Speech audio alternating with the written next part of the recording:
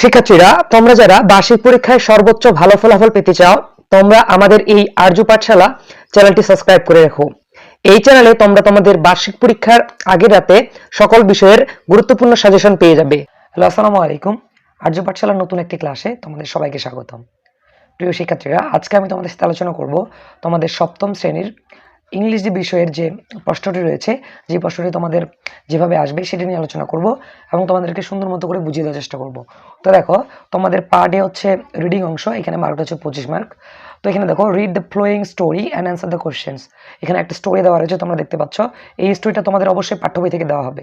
তো এর আন্ডারে এই নম্বরে বলা হয়েছে choose the best answer from the alternative. তার মানে এখানে এমসিকিউ দেওয়া রয়েছে 1 থেকে 5 পর্যন্ত 5টি এমসিকিউ তোমাদের আসবে, যার প্রতিটির জন্য তোমাদের থাকবে 1 মার্ক করে। তাহলে এখানে তোমরা পেয়ে যাবে 5 মার্ক। তো এভাবে তোমাদের এতে আসবে এমসিকিউ বা অল্টারনেটিভ কোশ্চেন্স। সো এরপরে হচ্ছে আমাদের বি হচ্ছে write the answer of the following questions. এইখানে 5টা প্রশ্ন দেওয়া থাকবে।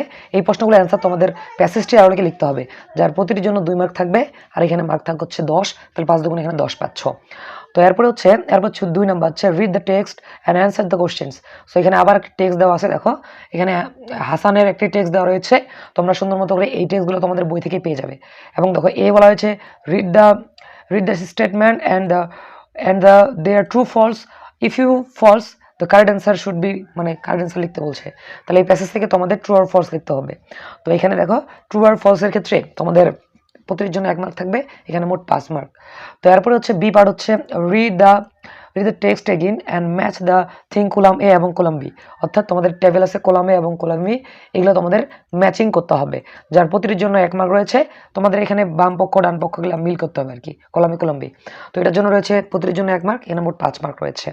এরপর হচ্ছে বি পার্ট, এটা হচ্ছে আপনার পোয়েমস থেকে আসছে, কবিতা থেকে। তো এখানে দেখো এখানে একটা কবিতা দেওয়া রয়েছে, তোমরা সুন্দর মতো করে এই কবিতাটি তোমাদের বই থেকেও আসতে পারে, আবার দেখা যাচ্ছে তোমাদের বইয়ের বাইরেও আসতে পারে। তার জন্য তোমরা এই কবিতাগুলো বইয়ের বাইরে তোমরা যে টেস্ট পেপারই কিনছো না কেন, সেই টেস্ট পেপার থেকে বেশ কয়েকটি তোমরা পোয়েমস মানে প্রিপারেশন নিয়ে যাবে, কারণ এখানে কমন নাও আসতে পারে। তারপরে দেখো এই পোয়েম থেকে আমাদের লিঙ্কিং, মানে লাইন অফ দ্য পোয়েমস, তারপর হচ্ছে আপনার কি বলে কম্পেয়ারিং পার্সন থিংস, তারপর হচ্ছে মেটাফোর্স লিখতে বলছে, তারপর রিজন অফ দিস মেটাফোর্স। এখানে তোমাদের মেটাফোর্স সলভ করতে বলছে আর কি। এখানে ঠিক একই রকমভাবে তোমাদের 5 মার্ক রয়েছে। এরপর হচ্ছে text the poems and right summary. এই পোয়েম থেকে তোমাদের সামারি লিখতে বলছে এবং কিছু ওরা কিছু মানে ইনস্ট্রাকশন দিয়ে রাখছে, এই অনুযায়ী লিখতে হবে। দেখুন, focus the main idea, use of the own word, তোমার নিজস্ব ওয়ার্ড বের করতে হবে। তারপর কিওয়ার্ড বিহেভ, তারপর হচ্ছে মিনিংফুল অরিজিনাল থিং, মানে মিনিং, যেন তুমি যে ওয়ার্ডগুলো ব্যবহার করো ওগুলোর জন্য কি থাকে, নির্ধারিত একটা মিনিং থাকে, এর জন্য হচ্ছে 5 মার্ক। তো এরপরে দেখো, এরপর হচ্ছে পার্ট সি, গ্রামার পার্ট, এখানে 30 মার্ক রয়েছে। Read the following passage and identify 5 choice and device. Cohesive device, cohesive device আমাদের এখানে বের করতে হবে। তো কসিক ডিভাইসের জন্য আমাদের প্যাসেজ দেওয়া রয়েছে, এই প্যাসেজ থেকে আমাদের কসিক ডিভাইসগুলো বের করতে হবে এবং পারপাস অফ ইউজ ইট, এখানে 5টা থাকবে, 5টার জন্য থাকবে 5 মার্ক। তো দেখো এরপরে হচ্ছে গ্রামার পার্ট হচ্ছে complete the text of the right form of verb. এখানে রাইট ফর্ম ভার্ব থাকবে, এখানে গ্যাপ থাকবে 10টা, যার প্রতিটির জন্য 1 মার্ক করে, মোট মার্ক হচ্ছে 10। তোমরা এখানে দেখতে পাচ্ছ এখানে সঠিক রাইট ফর্মের সঠিক ভার্বটা এখানে ব্যবহার করতে হবে। এরপরে 5 দেখো, read the story Rana there are some gaps and story। এখানে কিছু রানার একটা স্টোরি দেওয়া রয়েছে, সেখানে কিছু গ্যাপ দেওয়া রয়েছে, গ্যাপগুলো তোমাদের পূরণ করতে হবে, যার প্রতিটির জন্য 1 মার্ক রয়েছে, এখানে মোট পাচ্ছে 5 মার্ক। সো এরপরে দেখো, এরপরে যে হচ্ছে read the passage and sentence identify the to writer and statement using of the time adverbial. এখানে টাইম অ্যাডভার্বিয়াল লিখতে হবে, এখানে কিছু টাইমের সেন্টেন্স দেওয়া রয়েছে, এখানে কিন্তু টাইম অ্যাডভার্বিয়াল লিখতে হবে এবং একটা নিউ সেন্টেন্স ক্রিয়েট করতে হবে। এরপরে পার্ট হচ্ছে ডি পার্ট, রাইটিং পার্ট।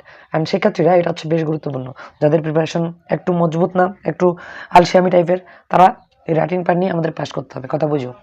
তো দেখো 8 আসবে সিভি রাইটিং, বলছে suppose you are Rahim or Rahima, you have been vacancy advertisement for the post of assistant teacher of Kazimpur yourself high school school and college. তার মানে একটা স্কুলের নাম দেওয়া রয়েছে, বলছে write a CV with cover letter in the post. তার মানে কভার লেটার সহ একটা সিভি লিখতে বলছে।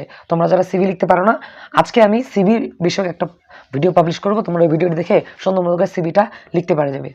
এরপরে হচ্ছে write a paragraph of winter morning নামে একটা প্যারাগ্রাফ আসছে। অ্যান্ড 10 নম্বর হচ্ছে suppose you are students of ABC school, you daily need I start an school hostel.